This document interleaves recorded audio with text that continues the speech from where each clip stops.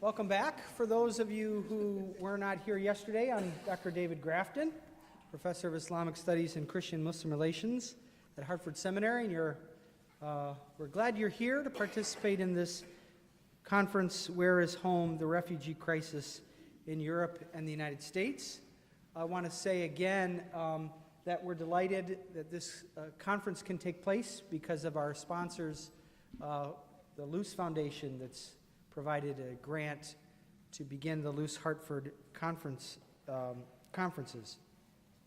A few announcements about tonight. The schedule will be the same as yesterday. We will have a keynote and followed by a respondent, and then we'll take questions from the floor, directly from the floor, and then we'll have a break of about 15 minutes while we reset for our last session of the evening, a panel discussion, and each panelist will introduce themselves.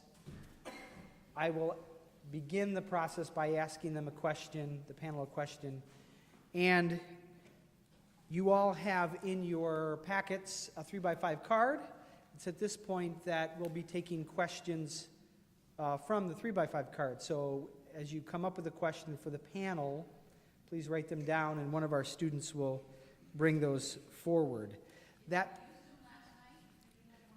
I'm sure there would be a student who would be delighted to hand you a blank question or a blank 3x5 without a question on it. We will break at about 8:15 for prayers, for Maghrib prayers, for about 15 minutes, and then come back for some final questions and thoughts.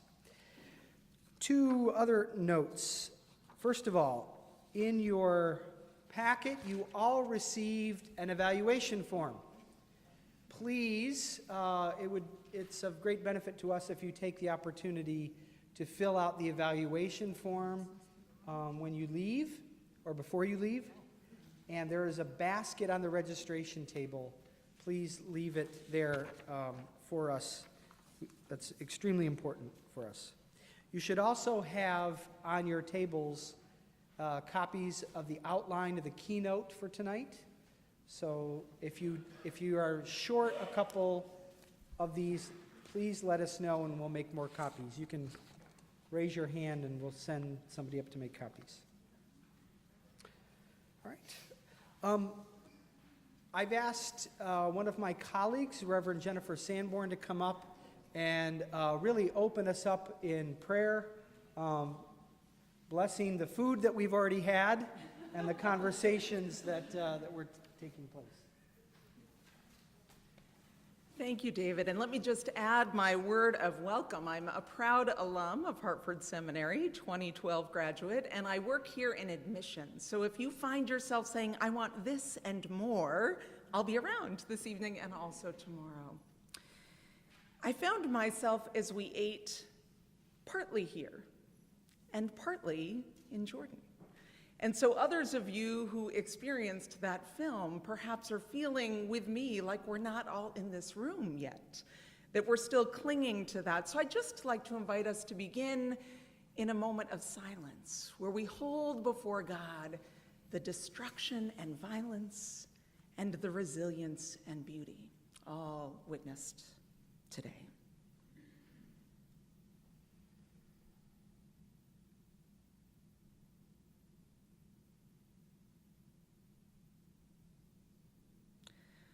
Holy One, gather us into this room and into your presence.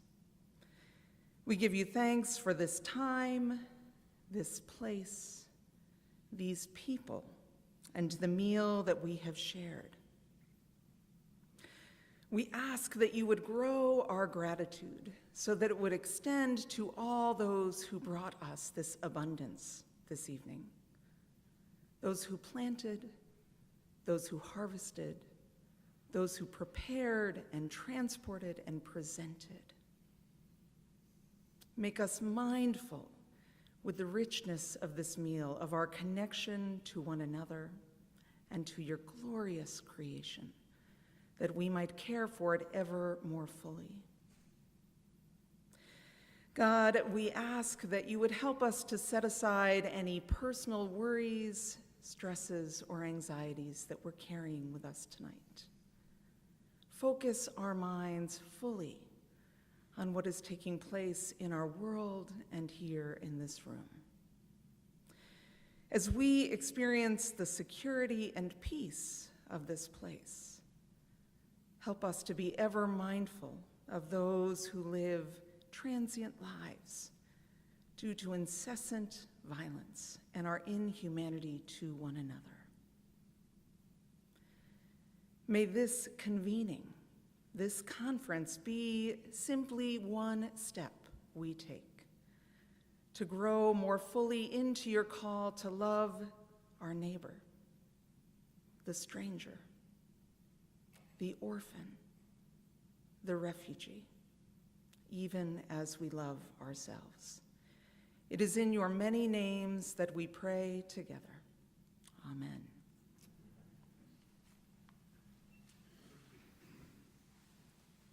Thank you.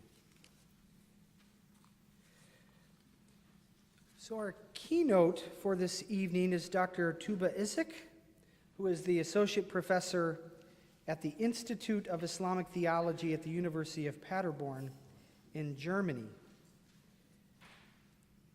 I won't go through her whole bio because you have that with you in your packet. But I do want to say just a few things. Dr. Isik has been participating in the Building Bridges seminar at Georgetown University over the last couple of years. And she was just there a week ago or 2 weeks ago. And as this schedule developed, decided to stay in the country rather than go home and come back. So she's at the tail end of her sojourn in the U.S., so we're delighted that she's here this time. She's conducted research on religious education in Germany among Muslim communities, and tonight she will be speaking on the impact of the recent forced migration crisis on Muslim European identity. Thank you.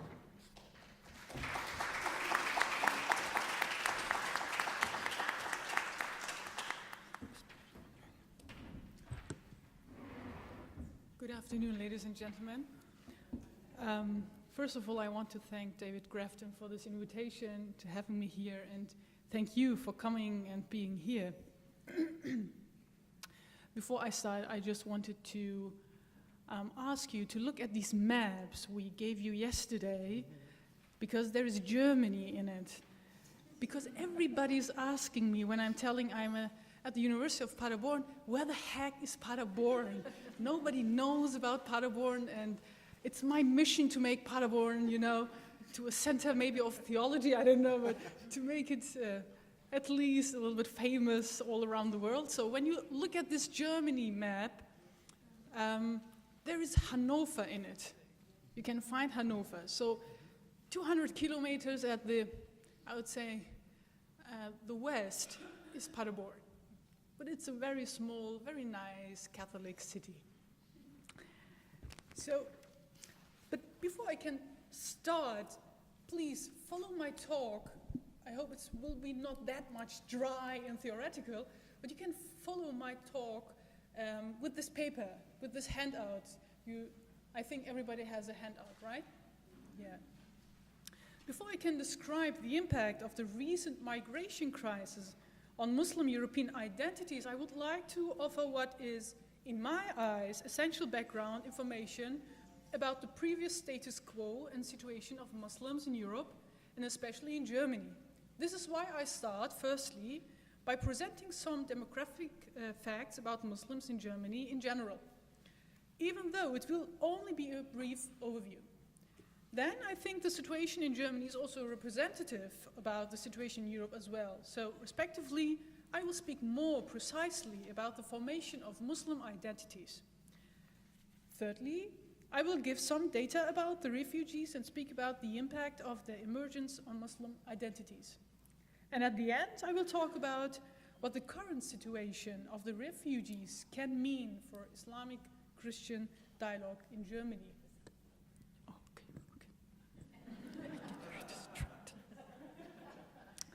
So I will speak about opportunities for, challenges with, and the possibility of the modification of Muslim-Christian dialogue in Germany. So let me start with a brief overview about Muslims in Germany.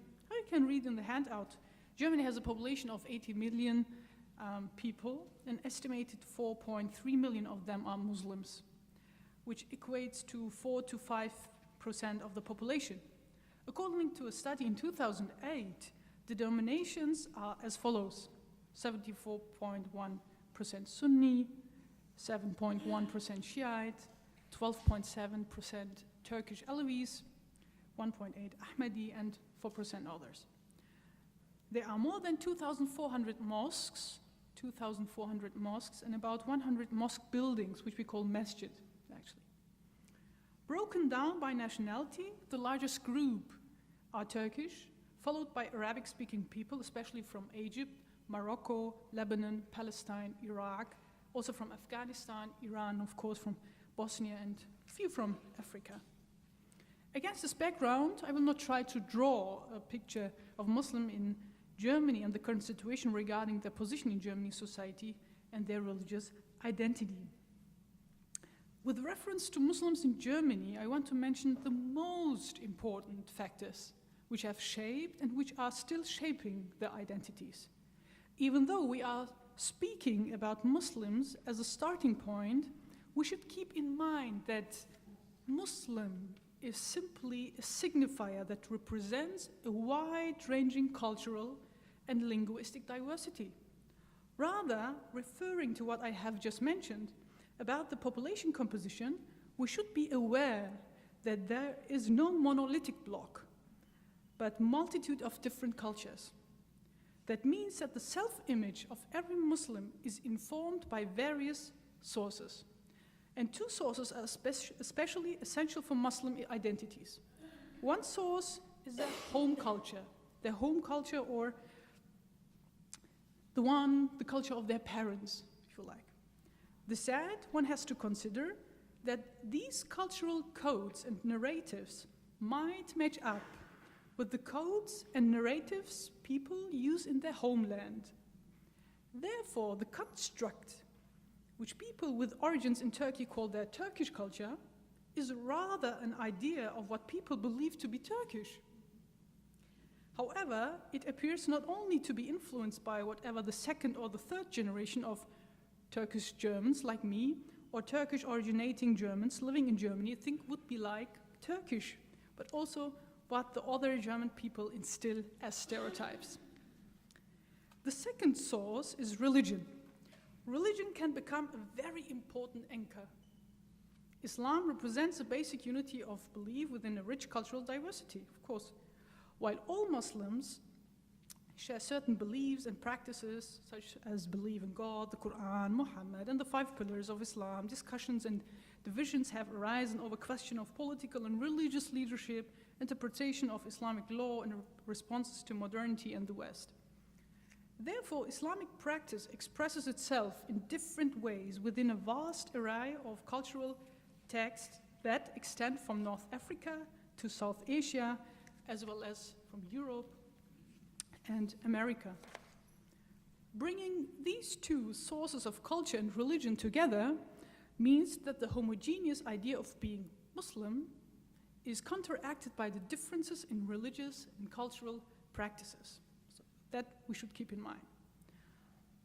Moreover, another point to add to this diversity, Muslims in Europe, and we spoke yesterday a little bit about that, live in countries with different political systems and state principles, like laïcité or secularism. These conditions have a major influence on the practice of religious beliefs. I will give 2 examples.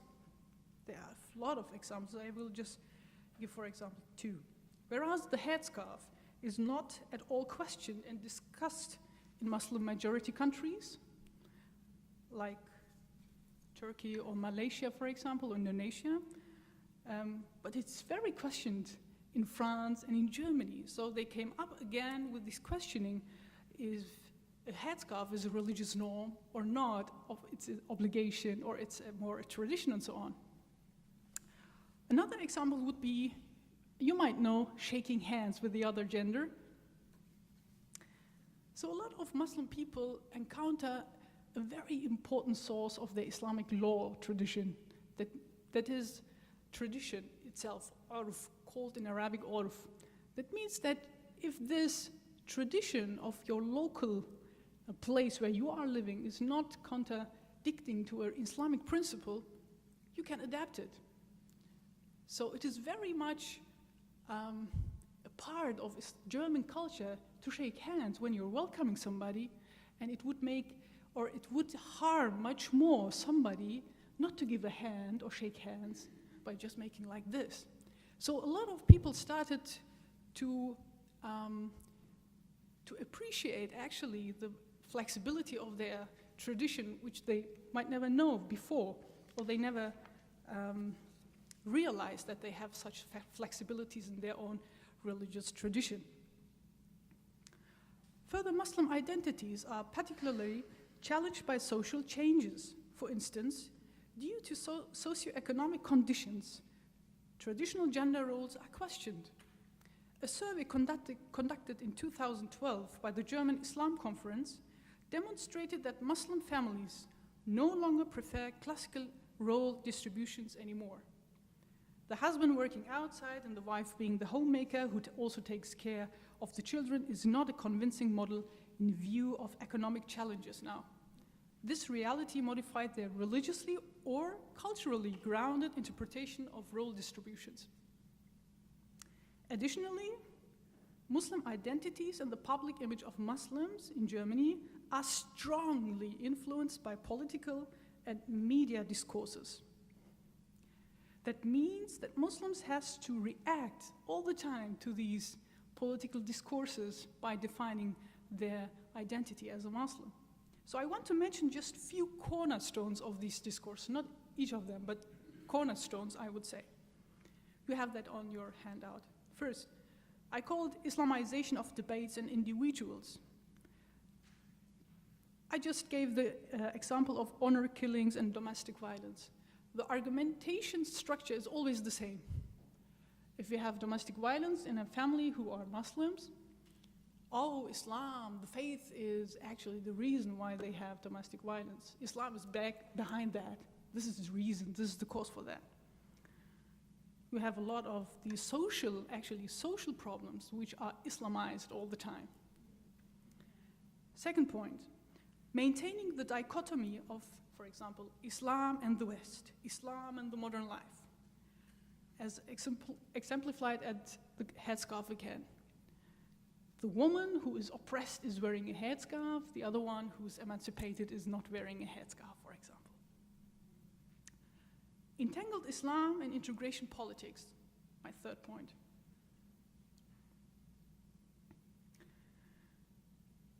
The media avoids speaking about German Muslims.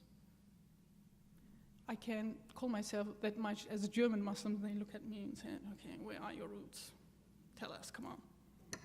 Yeah, we're not German Muslims. We only speak about our favorite Muslim. We speak about our accepted Muslims, or the opposite, the unwanted Muslim, the kind of Muslim being which we don't like in Germany. And when you listen to these political discourses, you might have the impression at some point that the German state do really have a picture of a Muslim they really like to have in Germany and a picture of a Muslim they don't like to have in Germany. So the discourses goes in that direction that the favorite Muslim is highlighted as liberal or progressive. Please don't understand it in a political way, the term liberal. So people like me who don't like these labels like liberal, progressive, conservative, or all this that,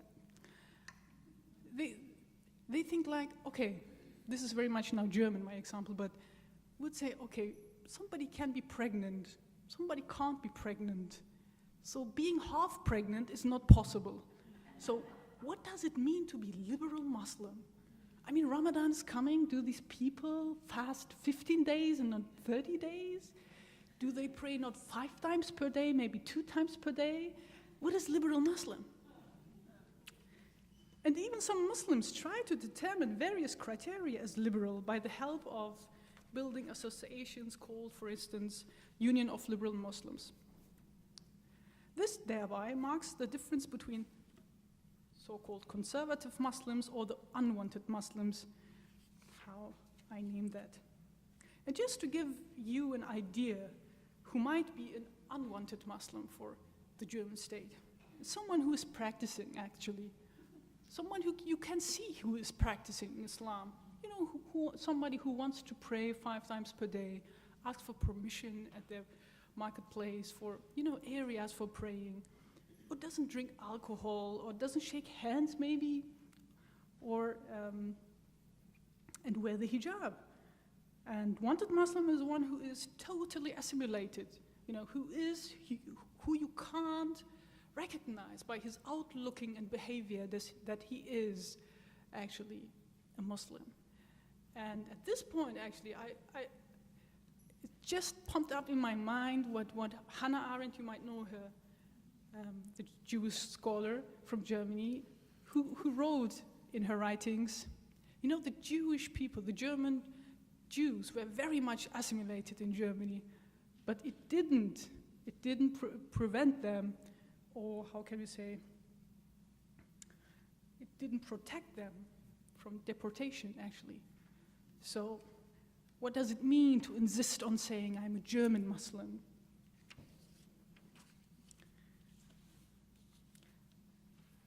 The political discourses about Islam and Muslims in Germany and the Muslim community itself lay down a specific framework which shapes the thinking and influences their glasses through Muslims' outlook of the Quran, the Sunnah, and the Islamic tradition. Unsurprisingly, it massively influences their interpretation of Islam and their attitudes to religious contents immensely. Even though democratic countries promote a tolerant, integrative, and progressive mindset, especially after 9/11, ISIS, terroristic attacks, and bombings committed by Muslims in Germany and throughout Europe, the image of Muslim has become an increasingly negative one. Nowadays, the media and right-wing parties in different European countries try to draw a picture that threats Muslims as terrorists altogether. They try to stoke anxiety and fear in society against Muslims by claiming that Muslims represent themselves in a nice way, but in truth have bad intentions. Like the bad wolf, you might remember the fairy tale, Little Red Riding Hood, they sooner or later will bite. According to their logic, that means at some point, Muslims will show their real faces. That is to say, they will Islamize the Western society, kill infidels, establish an Islamic state, and set the Sharia as a binding law for everybody. This is the threat. These anxieties are then often reflected in social ideals. Current surveys in Germany have shown that many non-Muslim Germans wouldn't prefer having a Muslim as a neighbor. In contrast, very interestingly, if we ask Muslims in Germany, they appreciate German constitutional law very much, since it gives them all the needed liberties for practicing their religion. Under this law, they establish mosques and they are allowed to set up their own religious communities and so forth. Taking a closer look at mosques in Germany and maybe the religiosity of the communities, Muslims take the Islamic tradition very seriously, but try to find answers for today's questions and by the help of their tradition.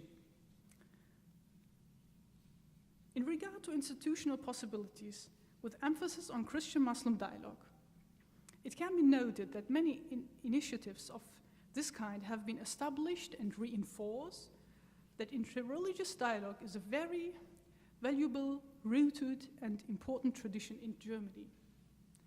I would say since the 60s and 70s.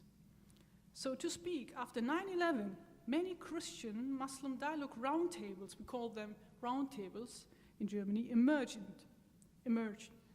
This development occurred through a grassroots movement of ordinary people in attempt of getting to know the other faith better. As a consequence, representatives of religious communities came together, around these tables to talk about religious beliefs. These discussion groups between Christian and Muslims, sometimes also with Jews, were in time called Kuscheldialog, which means cuddle dialogue, because it was not really about dialogue as a practice of self-critical encounter. What do I mean by that? Cuddle dialogue. The root of the Greek word dialogue is composed of dia, meaning through, and logos, meaning word or speech. And together, it means the mind change of somebody who is engaged in dialogue. But within historical examples of these discussion groups, it neither critically disputed vivid questions, or nor did it really change something on a social level regarding the relationship between Muslims and Christians. Not that much. It rather issued into a setting where people came together, explained something about their beliefs, ate and drank hummus and chai and all this stuff, and sometimes organized a multi-religious prayer together to show the peacefulness of Muslims and their positive attitude to their home cities. Surely the kind of interreligious dialogue between Christian and Muslims that took place at these round tables has diminished or been called into question after increase of terroristic attacks. And I also should say that the German state does not really make its political contribution through policies of promoting interfaith dialogue, whereas they do that abroad. In addition to that, it can be seen that the belief in the peacemaking potentials of religions is getting lost. Religions, not just Islam, also for Christianity, I can say the same. And society is becoming more and more secular.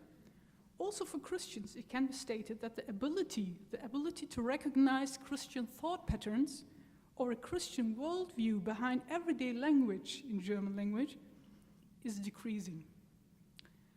Thus, nowadays, the classical model of dialogue has been called into question.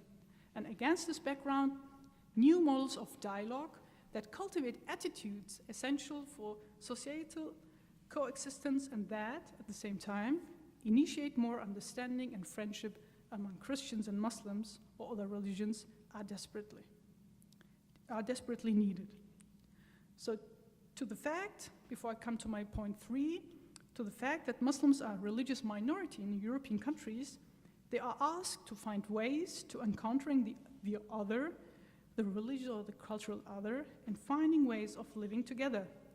And therefore, the roundtables had been a good starting point of contacts and became a natural part of their identity. Whereas compared with, for example, Turkey, and I was recently teaching in Turkey, so I had a chance to get a little bit more, involved in these, some communities and in an encounter with a lot of people who are actually, I would say, open-minded and theologians.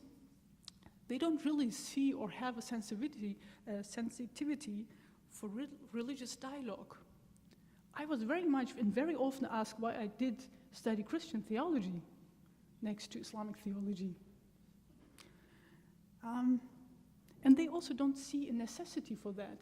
Of course, if you have 90% Muslims and you don't see your Christian neighbor, or actually your Jewish neighbor who's living next to you, if you don't want to see that he is religiously different from you, you don't see a necessity to have dialogue, and you don't look into your tradition, what your tradition actually says to that, and what your tradition gives for starting points for that. But I will come back to that later on. Now let me give you some database about refugees in Germany and Europe. I looked up the numbers of 2016, and I also gave in the handout some numbers of the other European countries and next to Germany. But for Germany, we can say for 2016, who applied for asylum, 350,000 applied from Syria, 180,000 from Afghanistan, 120,000 from Iraq, and 80,000 from Albania and some other countries. Until now, Germany admitted about 1 million refugees. 73% of these refugees were Muslims, 14% Christians. And the Christian admitted belonged to the different denominations, like Syrian Orthodox, Armenian Orthodox, Coptic, Catholic Chaldeans, Catholic Armenians, or Greek Catholics. And these are the numbers and the numbers of the Federal Office for Statistics of Germany. Regarding Muslim refugees, chances and challenges for the German society and the Islamic communities should be addressed. And now I will elaborate that, and you have this also on your handout. Some Muslims consider Muslim refugees partly as a threat, again, as a threat to the already achieved status of long-established Muslims in Germany.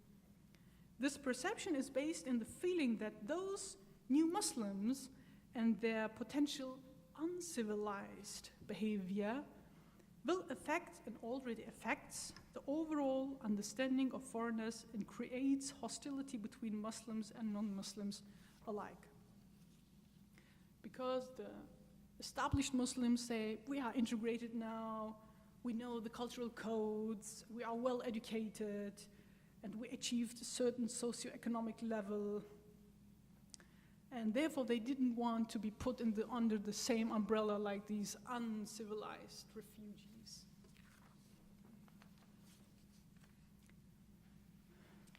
More or less, the explicit claim of exclusive representation of the Turkish Islamic communities for all Muslims in Germany will be questioned, inshallah. I call that religious tribalism, actually. Turkish people do really have this understanding of our understanding of Islam, you know, that it will nourish the whole world, our understanding of Islam, our Turkish understanding of Islam. But I hope the impact of the refugees that will lead to the questioning of the stated Turkish Islamic community's own understanding of Islam and opens the door for religious ambiguity. Turkish mosques are receiving, or they are hosting refugees really in these mosques. So these people are staying at the mosques all the time. And the mosque management and also community members don't really know what to do with them.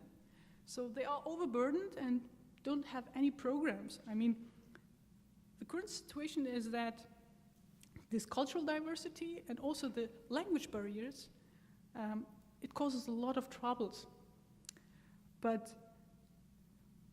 like Dr. Jürgen Nielsen said yesterday, we're hopefully that this diversity will lead to good chances in Turkish-dominated mosques to open up, to establish and to build new projects and programs for these people. Muslims from Syria or Lebanon, and I would say to some extent also from Albania, are partly more cosmopolitan, even the religious ones, than the longer settled Muslims in Germany, because they bring a high potential of coexistence because of their long tradition of living dialogue. Appreciation of the religious and cultural other is an attitude, for example, that especially Syrian refugees bring with them. There might be positive or more open changes in the mosque landscape, rather a living one. Refugees who fled their country are grateful to Germany for their protection. This attitude favors the willingness to integrate more fastly. Refugees who fled their country are often traumatized. Here lies the danger to flee to simple religious truths and worldviews, and therefore it is very important how refugees are nursed, let's call it pastorally or nursed in religious matters, and are integrated to the labor market. And also, the mosques are very much in charge related to their outreaching. Can they really reach these people with their outreaching of Islamic teachings? One of the largest communities of Syrian Orthodox Christians are living in Paderborn, in this small Catholic city. So I'm very much engaged with these people, and I'm more or less a regular lead to the mass-going person on Sundays. So I'm very much also engaged with Catholics. I thought it might be interesting for you to listen maybe from a Muslim what she thinks might be the impact of Christian refugees on these Christian communities in Germany. So these are some observations and thoughts, humble thoughts of mine. Christian refugees from the Orient will have and are already influencing the present Christian communities, especially the Syrian Orthodox. The awareness of differentiation within Christianity could increase in my eyes.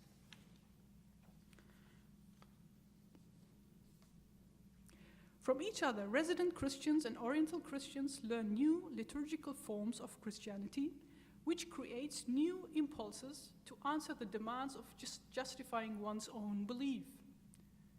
The Catholic Christians may examine more intensively the question about the unity of the Church, and with that, a serious historical review will be necessary. Oriental Christians might be connecting to Syrian Orthodox churches that have already been established in Germany and been affected by their given environment, which will also have their German color. But it could be that they also connect with Catholic communities. That might mean that general questions which were and are answered in a common way until now will be answered differently. German communities will also prove how much open they are to including others to their communities and whether they are open enough to be affected by these people.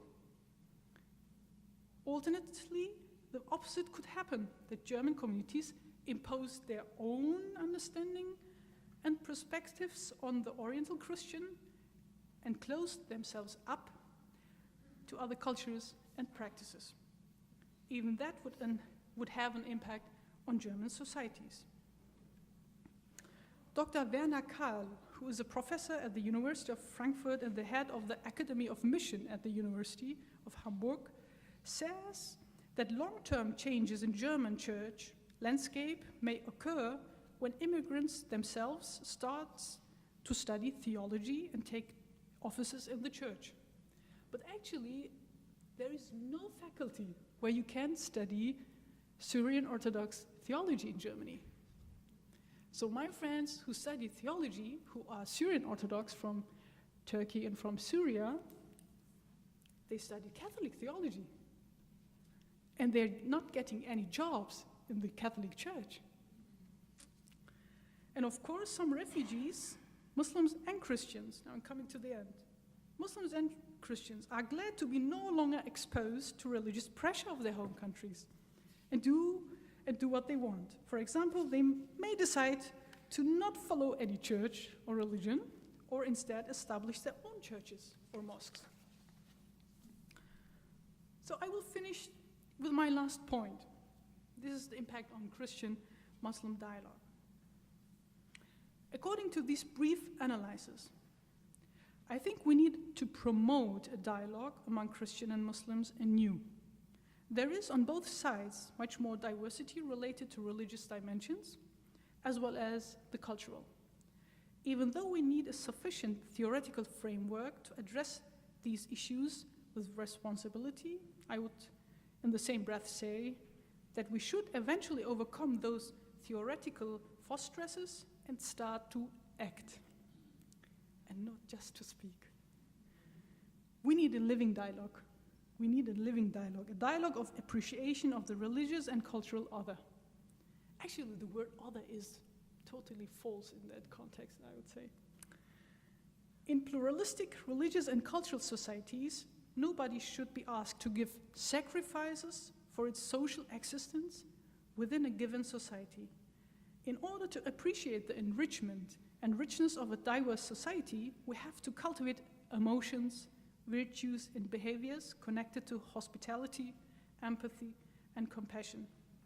And this approach demands a new understanding, a new design of dialogue. I do remember Turkish Christians as well as Turkish Muslims in Turkey who used to live in a very eastern part of Turkey in Mardin. The city is called Mardin. And I'm sure that we can say the same for many cities in Syria and Lebanon as well. They'd say that the mutual appreciation and coexistence of Christians and Muslims in these cities certainly did not take place due to the interfaith or intertheological dialogue between Assyrian monks and Islamic leaders, but through the enacted, practiced dialogue of the believers themselves, by living with each other, by reciprocal visits, sharing life, celebrations, and participation to the liturgies of the other. They learn to understand each other by living with each other, by living together. Hence, comparative theology, a new style of doing theology, speaks about appreciating or establishing an improved comprehension of the other's theology or religion through those same reciprocal practices. Accordingly, entering dialogue means to believe that beliefs will be questioned and reviewed and newly understood maybe. Surely there will be a chance in the religious self-understanding of especially Turkish origin Muslims in Germany. You see, I'm very self-critical here. There will be new ways of practicing religion. They might even be more interactive because of their experiences of living together. And also European Christians may be more positively challenged by the presence of refugees. On one hand, by the presence of so many Muslims, and on the other hand, by the presence of Oriental Christians. So European Christians may open up more strongly to Muslims and to recognize them as fellow citizens. For that, my last words, for that a theology and a new model, format or a style of dialogue has to be constructed in a way that can answer daily questions of believers in the context of intercultural and interreligious living conditions. Surely these anticipated changes might appear as challenges for our individual, religious, and social identities, but they also become chances to truly grasp what solidarity in a heterogeneous world could mean and can mean. Thank you for your attention.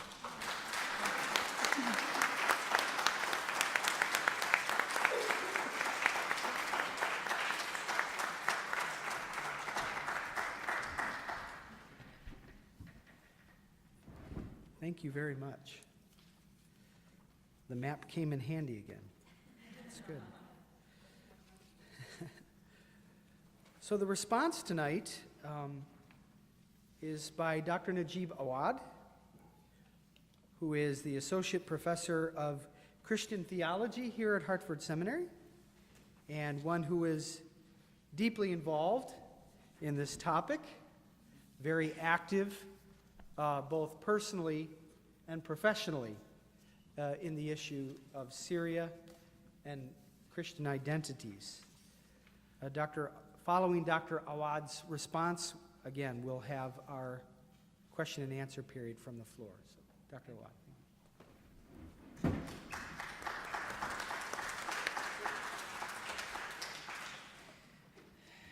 Good afternoon, everybody. First of all, as a member of Hartford Seminary community, allow me to share, David, in welcoming all of you. This is my home, so welcome home. I'm also thankful to my dear colleague and friend, Dr. Grafton, for allowing me to participate in this conference.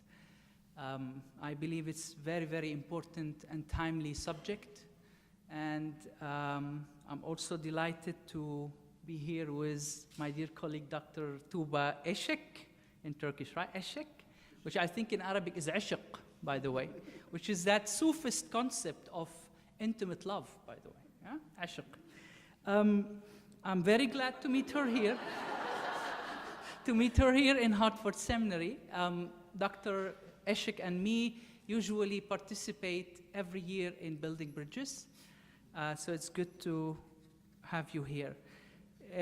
I listened very carefully to your very, very interesting and stimulating paper, I don't at all consider my comments as a response or any really counter-argument at all. I just allow myself to call them maybe pieces which will complete the picture, sort of. And I will do my best to finish that in maximally 15 minutes, because really there are many points which I can engage in a, I think, meaningful, useful conversation on with your paper, but I'm gonna stick to what I would like to say. My comments are going to be circled around three main yet short points. First point, I applaud Dr. Isik's perceptive note in her paper that the words Islam and Muslims do not stand for one statically fixed and monolithically single entity posing right there before us to capture. They rather connote diversity and pluriformal identity. In other words, one must speak about Islams in plural and various forms of culturally and anthropologically, if not even doctrinally, diverse Muslims living and belonging to in the European context today. Now, this might be a natural fact which we expect everyone to know, but unfortunately, my humble observation tells me that we tend most of the time to forget. Now, this is a very significant cultural, social, and religious perception. And I agree with Dr. Isik that it should be the starting point of one's observation. The methodological and scientific paradigm shift, which we witness in postmodernity, from philosophy and psychology into social sciences, has transformed rather positively, I believe, our hermeneutics of religiosity today. Plurality became a basic hermeneutic key in how we read religions and their manifestations in human life. This applies not just to Islam, of course, but to every form of religiosity, especially Christianity and Judaism. As one should not speak about Islam, but about Islams in the West and the Muslim world alike, one also should not speak about Christianity, but about Christianities in the West and the Muslim world alike. Now, I'm not talking here about denominational distinctions or just ecclesiological differences. I'm talking about socio-anthropological and cultural ones. And that's a very important factor. On the other hand, this attention to plurality must also take us beyond the modernist, evidently wrong division of the world into Christian West versus Muslim East. Now, nothing is more inaccurate than this essentializing categorization in reading the Europeans' stance on the various Islams which they witness in their Leben, the context in the European societies. It would be a mistake viewing the European stances on Islams as stances of Christian crowd toward the members of other religion. Europe is no more to be synonymously identified with Christianity. As a matter of fact, Europeans do not address these diverse Islams as a Christian public. Doing so, at least this is not the case in every occasion. The majority of the Europeans, as I allow myself to suggest, rather face some forms of Islam as non-religious public facing the return of religiosity to the public square. They face it as a radical disturbance in specific cultural awareness and identity that is now threatened by religious re-enchantment of society. They reflect rather, in my opinion, a religiophobia, and not just Islamophobia in their reaction. I have already touched in details upon this phenomenon in my essay, Religiophobia, Western Islam, Social Integration and the Resurgence of Religiosity in Europe, which was published in the Muslim World Journal in 2013, and I will not elaborate further on that here. My second point. Dr. Isik spoke in her paper about the habit in European societies of speaking about Islam and Muslims as Islam and Muslims in Europe, or about the Muslim immigrating communities in Germany, in France, in Italy, in England, etc., etc. Now there is, as I notice from my readings, a growing intellectual realization or awareness among European scholars today that these phrases may not actually accurately name those Muslim generations who were born, grew up, and carry in their anthropological, social, and cultural mindset only European Weltanschauung. These Muslims cannot be looked at as immigrants or mere residents whose relation to their Sitzleben, life setting, is merely territorial or purely economic or pragmatic in nature. These Muslims are European citizens who belong in mental, personal, and existential textile to the European sociocultural, anthropological, and intellectual webs of meaning and value systems.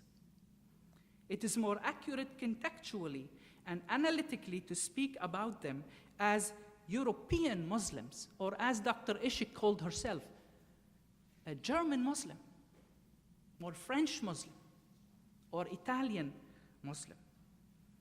And it's, I think, more accurate to speak today about European Islam, or European Islams,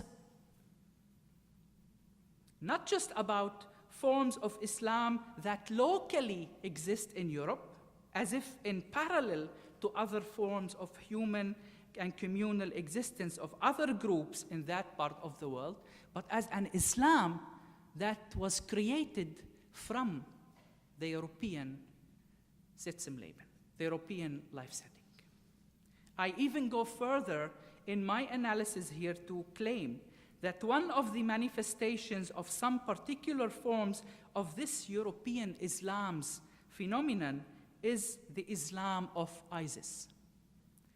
Now we, the observers and scholars who study systematically every development on the Syrian scene, do now have data which affirms that 80% of the members of ISIS in Syria are actually Europeans, Russians, and Americans in identity and background. Now they came to Syria from their European countries through Turkey. And the Islam they brought with them is totally different from the Islams of the Syrian community. Now this is why these European Muslims massacred over 150,000 Syrian Sunnites since their arrival to the land in early 2014. Now ISIS, I believe, is one form of the multifaceted European Islam, and its constitutive Weltanschauung is reflective of values and thought form that are shaped after modernist presumptions and worldviews which flourished historically, as we know, in Europe. I have already elaborated on this thesis in 2 essays I wrote in Arabic and published in an Arabic intellectual journal published in London, UK. There is no space to share my argument here with you. My last point, my third point. My third point has to do with the Syrian refugees in specific. I allow myself with utmost spirit of collegiality to point out that what was relatively understudied in Dr. Eshek's paper is an exposition and touching upon the Syrian and other refugees crisis in Europe. Dr. Eshek pointed rather briefly and too descriptively to the refugees in general and stated that there is a need for interreligious dialogue of coexistence between them and the hosting local societies in their Muslim and Christian parts alike. Now, I would like to state 3 comments on this matter, if I may. I do not fully concur with calling the refugees migrants or immigrants, which is a common tendency among scholars, as I noticed from my readings and my conversations with European scholars whenever I am in Europe lecturing or attending conferences. There's a difference between migration and refugee. And the former migration does not apply, at least, to the latest waves of Syrians who fled from the country and escaped to Europe during the major wave of summer 2015. Most of these people escaped because they were uprooted, homeless, and non-volitionally obliged to find a refuge to survive. Now, this is not a state of migration by any definition I know of this latter phenomenon. Focusing on the state of being a refugee is basic to really offer an accurate hermeneutics of the fact that these refugees are suffering from and equally causing a case of identity crisis in Europe. My second comment here. I do fully agree with Dr. Eshek's suggestion that a Muslim-Muslim dialogue must take place between the Muslim refugees and the local European Muslims. I can say this on the Syrian Muslim refugees. Now, last fall, 2016, I was on sabbatical, and I had the chance to visit refugees camps in Europe during my sabbatical time there. And in these camps, I had the chance to talk to dozens of Syrians who were sheltering in these camps. I did that in Austria, and I did that in Netherlands. And I had the chance also to speak to some Syrian refugees when I was lecturing in Prague and also in Germany. Now, I gleaned from them, from these Syrians who were Muslims, most of them were Muslims. I gleaned from them that they witness among the Muslims they meet in Europe forms of Islams that are different from the Islams they grew up as part of in Syria. They related to me that Islams in Europe seem to be to them more radical, more orthodox, more conservative and essentializing in their views and stances on the life settings they exist in. Now, for many of these Syrian Muslims I met, that was not something they felt at home with, as they related to me. Just being a Muslim does not mean that you and another Muslim coming from different background and contextual mindset will automatically get along and become friends. My very last point. I hear quite clearly and attentively Dr. Eshek's call for an interreligious dialogue of coexistence. I do perceive its essential pragmatic need in the European versatile context. However,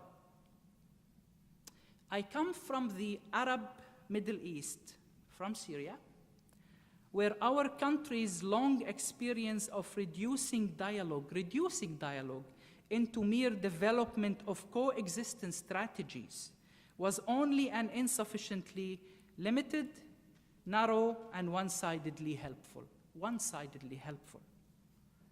My homeland's experience tells me that dialogue of coexistence is not enough to build communion or to create communities. It might temporarily aid in bringing communities together and encourage them to share some common features of living and acting with the different other. However, this will be merely like ceasing fire and diplomatic tolerance state of existence that solely circles around peace and survival. What is needed more to build a common Zusammenleben, life setting, where people live together in, and to identify oneself by virtue of it, is a dialogue of worldviews and a dialogue of webs of meaning as well. We might be speaking sometimes the same language, using the same terms, but our webs of meaning, how we think about them, are completely different. And if we don't clarify that difference, we will actually be speaking in parallel and never in dialogue. One needs both dialogue of coexistence, but also dialogue of worldviews to reach a stage of social, cultural, and anthropological symbiosis. Only such a twofold dialogue would enable Europe to deal not only with the refugees who sheltered in it, but also to deal with the European Muslims who already belong to Europe and are part and parcel of its citizenship, sociological, and cultural textile. Thank you.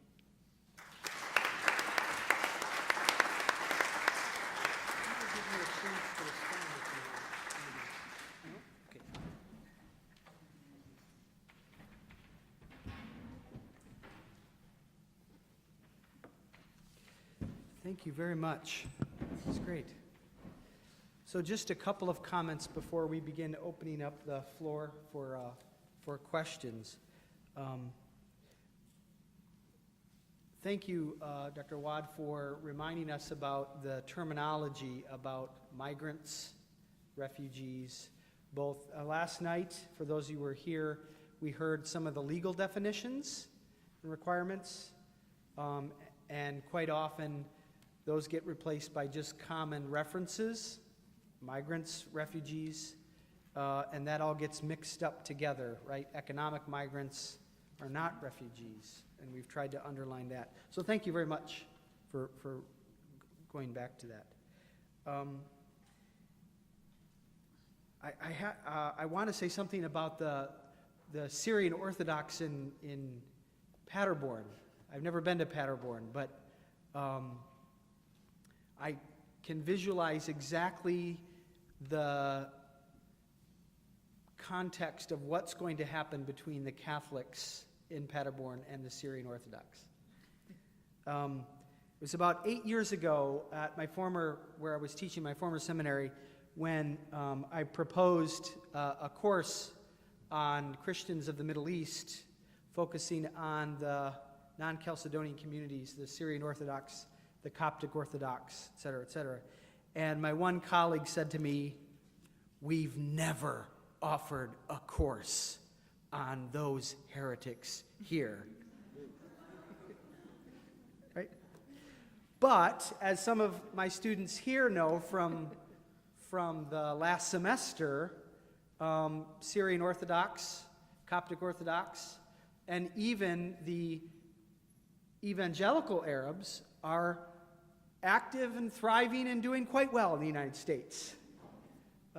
So those ancient heretics are very much present, and so rubbing up against them, you will see a different kind of Christianities, right? So I want to thank you for bringing that up. That brings it to home. And the last thing I want to say is your use of cuddle dialogue. I have a hard time seeing Germans doing cuddle dialogue.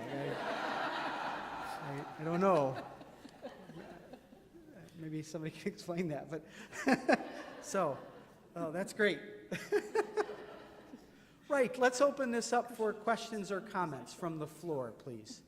Yeah, we have one in the back, and then we'll come up front.